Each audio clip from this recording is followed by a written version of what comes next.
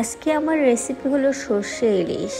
সর্ষে ইলিশ আমরা বাঙালিরা সবাই পছন্দ করি, তাই আমি কিভাবে করি সেটা করে দেখাচ্ছি।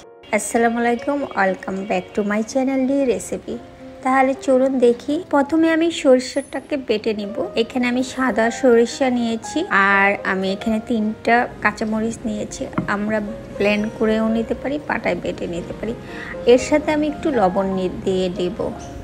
এখানে আমি 3 পিস ইলিশ মাছ নিয়েছি, আর হলুদ আর লবণ মেখে নিব, তাতে করে ইলিশ মাছের ভিতরে লবণটা যাবে।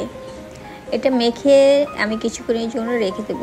বাইরে বৃষ্টি হচ্ছে, বৃষ্টির শব্দ টাপুস টুপুস, আর আমার চুলায় ইলিশ মাছ রান্না ভালোই লাগছে।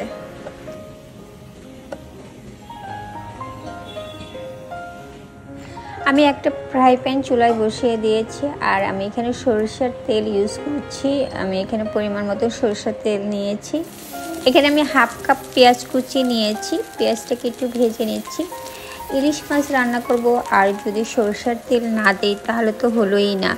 আর যেহেতু আমি সরষে ইলিশ রান্না করছি, তার সাথে সরষের তেলটা ইম্পর্টেন্ট।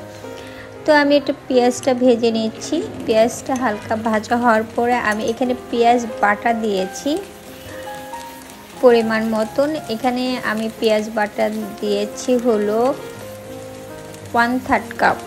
পেঁয়াজটাকে একটু ভেজে নিচ্ছি আমি।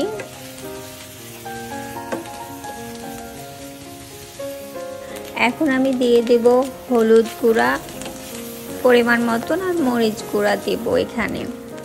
এখানে আমি কোনো আদা রসুন পেস্ট দেব না। আদা রসুন পেস্ট যদি আমি সর্ষে ইলিশে দেই তাহলে ইলিশ মাছের ফ্লেভারটা থাকবে না।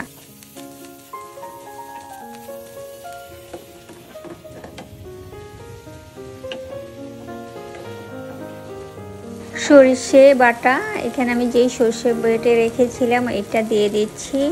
সব কিছু একসাথে ভালো করে একটু কষিয়ে নেব। আমরা একটু কষিয়ে নেব, সব মশলা একটু ভালো করে কষিয়ে নিচ্ছি, যেন মশলার যে একটা ফ্লেভার, কাঁচা ফ্লেভারটা এটা যেন চলে যায়। আমি একটু পানি দিয়ে দিচ্ছি।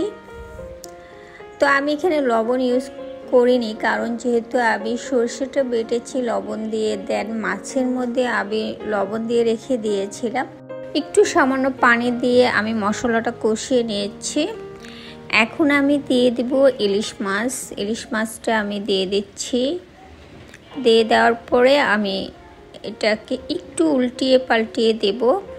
তো এটাকে আমি একটু এপিট উপিট একটু উল্টে পাল্টিয়ে একটু করে নেব।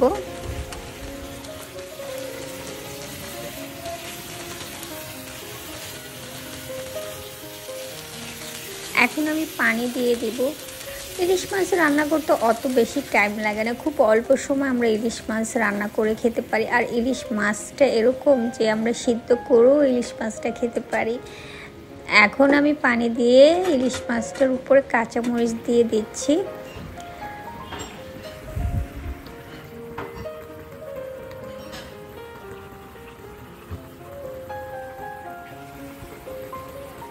অনেক সুন্দর একটা ফ্লেভার আসতেছে, দেখতেই পাচ্ছেন কালারটা অনেক সুন্দর হয়েছে। তো আমরা ইলিশ মাছ এক একজন এক এক রকম করে রান্না করি। তো যেভাবেই রান্না করি না কেন, আমরা বাঙালিরা ইলিশ মাছ তো আমরা খাবই। ইদানিং ইলিশ মাছ আমাদের জন্য সোনার হরিণের মতন হয়ে গেছে। তো আমার ইলিশ মাছটা প্রায় রান্না হয়ে গেছে।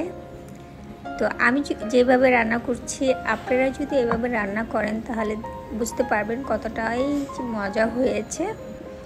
এখন আমি সার্ভ করব।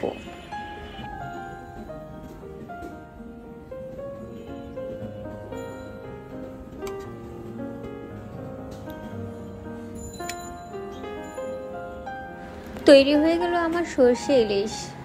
আজকের এই রেসিপিটি আপনাদের কাছে কেমন লেগেছে? আই হোপ যদি ভালো লেগে থাকে তাহলে প্লিজ কমেন্টস করে জানাবেন। সবাই অনেক ভালো থাকবেন। আল্লাহ হাফেজ।